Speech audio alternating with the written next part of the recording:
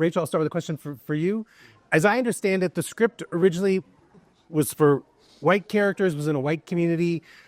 Can you talk a little bit about what you saw, what you liked in that original script, and what made you want to transform it into the movie that it is now? Yeah, so when I read it, I didn't see white characters. I saw characters, I saw humans, and I saw myself, I saw my friends, I saw my community in Brooklyn when I was an artist growing up, going to grad school and navigating that space and that time in my life. It happened to be written by a white man who was writing about his 20s. That question is always tough because the implication is that there's some white culture that the script had in it. You know what I mean? Like they were as if they were listening to, I don't know, folk music. There was nothing in it that was really necessarily coded. I didn't read it. I'm making stuff up on the fly. But there was nothing in it that was necessarily coded. It just happened to be about a white writer writing about his 20s. And so my idea to cast as black people, black characters, black actors, was just my own proclivity in creating art for us. Mm-hmm. And we didn't want to just make black people. It wasn't just about dunking it in chocolate. It was about being specific and specific about the culture. So there's West Indian patois and language and music and food. And so it wasn't just about making a white script black, but making a black script in the specificity of a culture that I love. And André, you're a producer on the project as well. Yes. Can you talk a little bit about what it was about this project in particular that made you want to sort of get more involved? The script came to me about 6 years ago, and it was sent, to me as an actor. And like Rachel said, when I first read it, I immediately saw myself in it. I saw my community in it, and I wanted to do it. It was also an opportunity for me to play a part that at the time I had not yet had a chance to play, and that I wanted to play, right? A romantic lead. Often in this business, unless somebody's seen you do the thing, they often don't think you can do the thing. Right? So I wanted to have a chance to play this kind of a part. And, I turned to my community to make it happen. I called up these folks in this room right here and said, would y'all come and play with us and try to, do this movie? And they all said yes. And so, yeah, it was a wonderful experiment. And I'll say this, the course of the 6 years was difficult. We had several stops and starts. We had, all the challenges that movies face, financing, everything that could go wrong on the movie almost went wrong on this one, right? But it rained a lot, too. Yeah, there was a lot. A lot of rain there. But, again, it's like a testament to the community, man, that we all stuck together and stuck with it and got it finished. And so I'm so proud to be a part of it.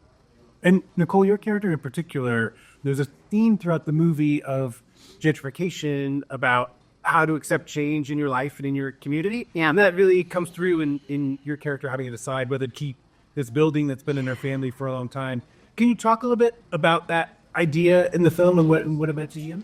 Yeah, I think a large part of what we're doing in the storytelling is talking about the landscape changing, which is happening, again, to go even back to your first question, it's happening globally, it's happening everywhere.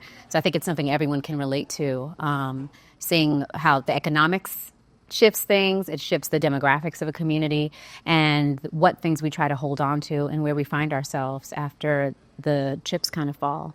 I think Casey, I don't want to say she's stuck, but she's having a hard time, really wrapping her head around the world as it is now, and I think we can all relate to that in some capacity, and she's not always graceful about it. Like what Dre was saying, I'm usually sort of like this earnest, loving, sort of right on the nose type of character, if that makes sense. And in this case, I didn't have to do that. I got to have a lot of fun, and you sort of see her avoiding what is painful and what could potentially be like the vein, the artery of a situation. And that was a lot of fun for me, It's something that we kind of all do. I've turned into a retail therapist of late. And I used to not believe in purchasing clothes and honey. Okay. I have everything now. Are you online or are you in the store? I'm small, so I got to put things on. Yeah. But anyway, sorry. We talked a lot about trying to find something, trying to create something that had a quality of timelessness. That's a word we used a lot. And I think for me, the way to get to that, to any kind of timeless quality or universality is through like hyper specificity. And so I think as we were talking, and I remember Rachel in our early conversations about, what exactly is happening in these people's lives? What exactly is it that they're up against, both like externally and also internally, trying to keep both of those things alive at the same time. I think it's what creates the tension that you're pointing to. Yeah, that specificity. And you marvelous at that. Yeah. Yeah. And there are amazing cast members who brought the levity as well, like brought some things into the world that maybe you and I didn't do that good at, but they're funny. Yeah.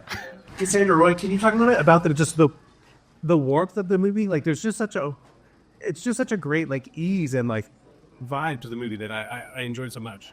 I think that's what makes the movie so special is that it's not a movie of like car chases. It's like walking into someone else's life and seeing the textures and like the lighting that actually pops out in this film.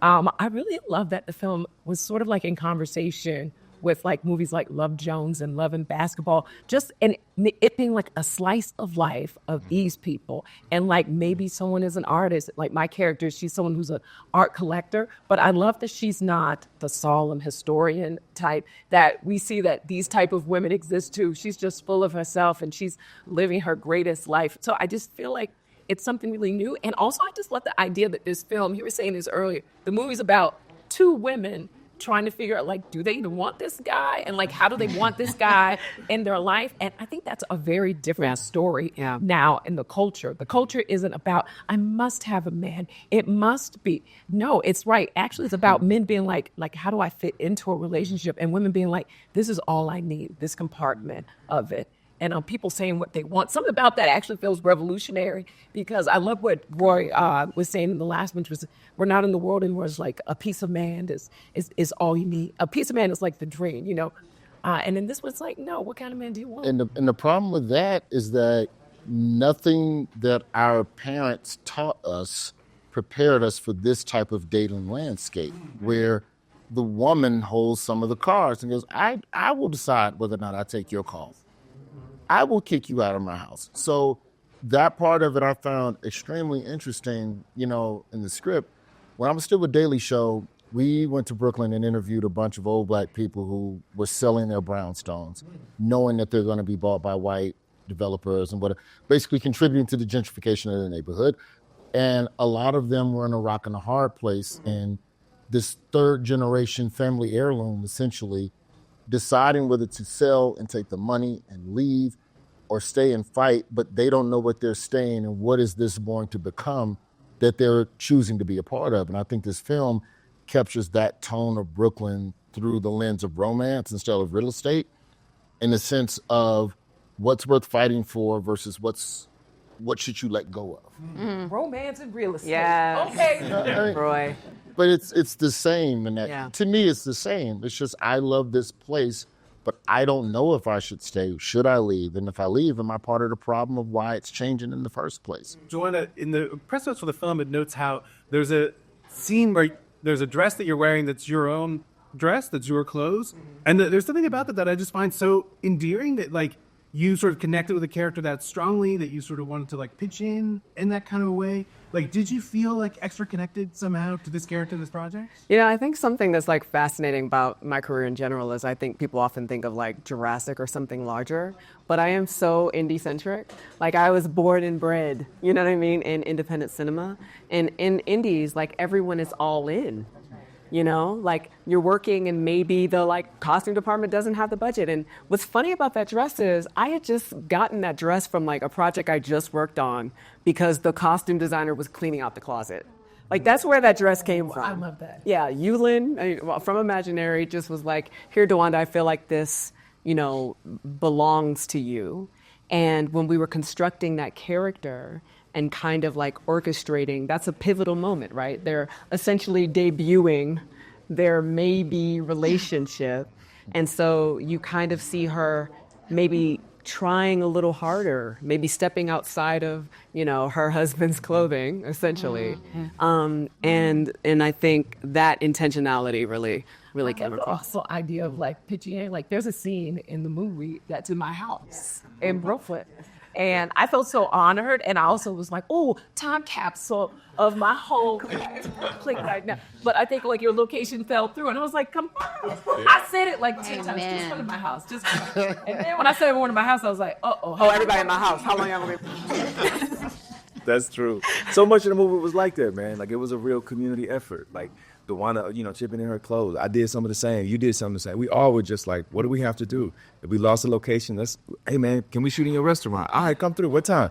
So it really was like the community coming together to try and tell a story. And one of the best parts about it, I'll say, is that, like, we all know each other, And often in movies, it's like everybody parachutes in, and you arrive in wherever location, and you have 2 days to rehearse, and then suddenly you're trying to, like, make this story or build something on the fly. And part of what we wanted to do was say, well, what if we take advantage of the fact that we have these built-in relationships and we have a trust that's already exists between us.